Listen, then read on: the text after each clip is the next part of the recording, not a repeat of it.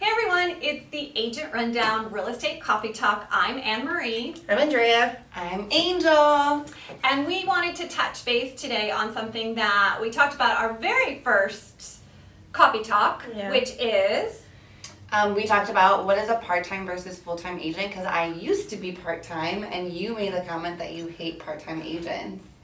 And hate's a strong word, but yeah. It kind of hurt my heart for a second, but I feel it 1,000%, especially now that I'm a full-time agent. So we wanted to touch base on what that means and why you should be concerned with the topic when it comes to someone representing you. And I think you need to ask the question when you're interviewing agents, whether they're representing you in the buy side or whether they're representing you in the sell side. It's a question that you really need to ask. Are you a full-time agent? Yeah, because even if you think about the most basic sense, someone that's working a 40 to 50 hour work week in another career is not going to be able to give you the same 40 to 50 hours that a real estate that's full-time in their career can give you when it comes to searching for properties, creative ways, door knocking, finding you the right property, helping you sell your property. It doesn't matter the amount of work. Right now I have tons of buyers and not enough inventory.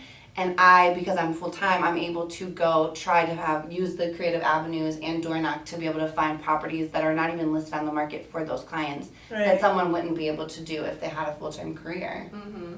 I think another important point of that is that you're coming into the office as well, and so you can get more information from other agents. Yeah, you have the relationships with them too. Exactly. I think Which is relationships so in real estate as an agent is so important. It's one of the most important things because the other day I went out with my buyers and stuff, and every listing I knew the agent. They're like, wow, Andrea, you know so many people, and I'm sure that makes them feel good too.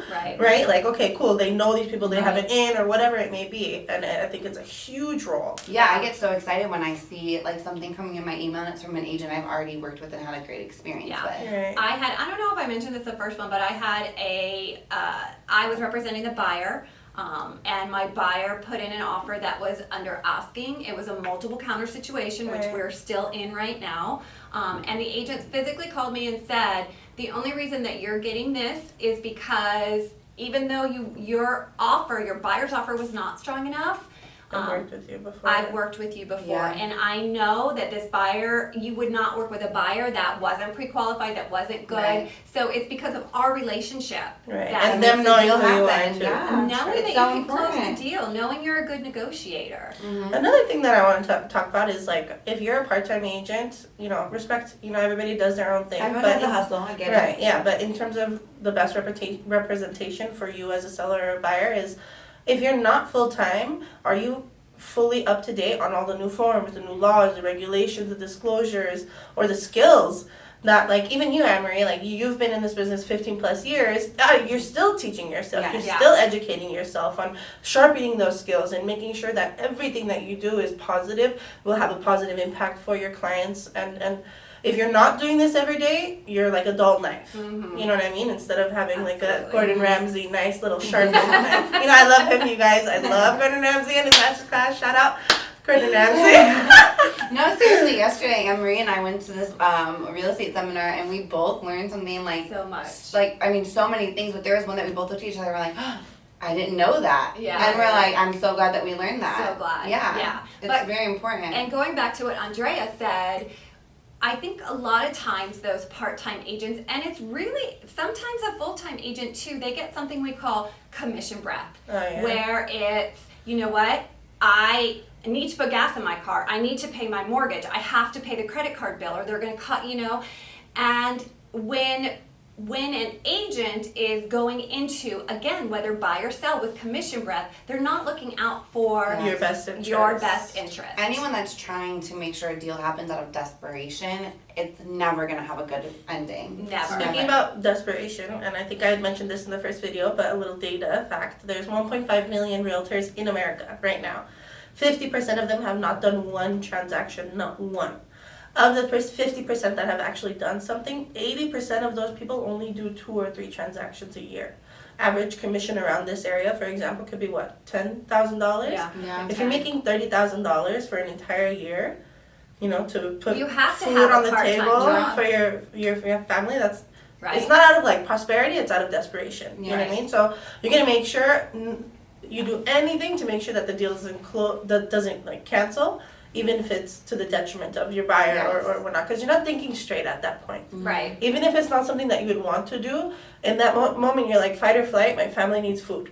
Yeah. I need to pay my Yeah. bills. Yeah. I don't care what Push happens. this through. Yeah. Yeah. And So if you are a part-time agent, I think it's a really good idea to team up with a full-time agent. absolutely. And you can like both win, right? Like whether it's sharing a client or like doing a referral based type situation. So then that way you know that your clients are truly getting the best representation. Right. And the They best can have. agents are the ones that are really care about like your needs, clients, yeah. their needs of their clients. Yeah. Like Angel, you were telling us that you were the other day telling your client to cancel an I was escrow. begging Yeah. my client, and we were supposed to close right at Christmas time. Right. But I'm begging her, please, just cancel escrow. That Yeah. was Yeah. And Yeah. you know, and of course, like that would have been amazing to end the year The with year another with like another- deal. But it's like it's not Yeah. important to me. I had you that know? too. I Yeah. couldn't live with myself. Yeah, I just had that where I wish the buyer, it was a great house, but he wasn't comfortable.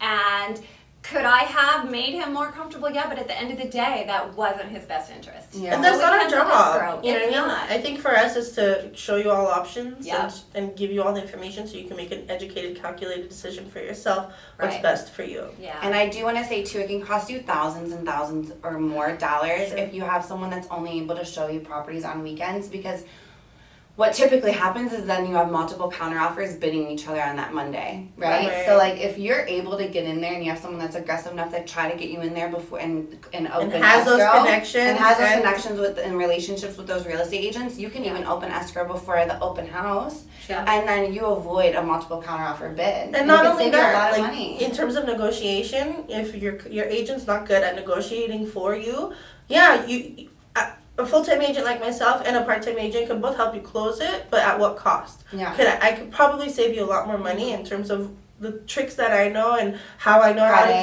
communicate with and- certain yeah. people and what to do and how to play the game. It's a game Yeah. that you trust us to lead you in. Yeah. You know, so that's Yeah. that's The one other- of the biggest parts. And the other thing too is there's this thing called pocket listings that a lot of people aren't aware of unless you're in the real estate world. And Unless you're coming into the office all the time. yeah, Or and we have yeah. pocket listings that don't even hit the market and they go into escrow. Right. Yeah. before And we they have a ever hit the huge market. office. We have a lot of agents. Right. So getting 350 agents worth of listings before they even get on the market Is an amazing, great yeah, advantage. Yeah. amazing And we advantage. have the hot sheet that goes Right. out Every which- week. Yeah. So as soon as a listing gets signed, it goes out to all Coldwell Banker Hallmark Realty agents. before So anyone else sees it. we have it on our phone before it even hits Immediately. the MLS. So we have that advantage. Yeah. So, So I think the most important thing to take away too is like knowing someone's motivation why. If you have someone that you feel like maybe you want to use or ask the right questions, make sure that they've, done enough deals that they're, or if they haven't, that they're partnered with the right people in the Somebody. team to back them up to Yeah. be able Right. to help you facilitate that transaction and not lose out on a lot of time, and money and a lot of money and It stress really is money. that you can accumulate. Yeah. So Okay. We'll see you next week, yeah. We already cut off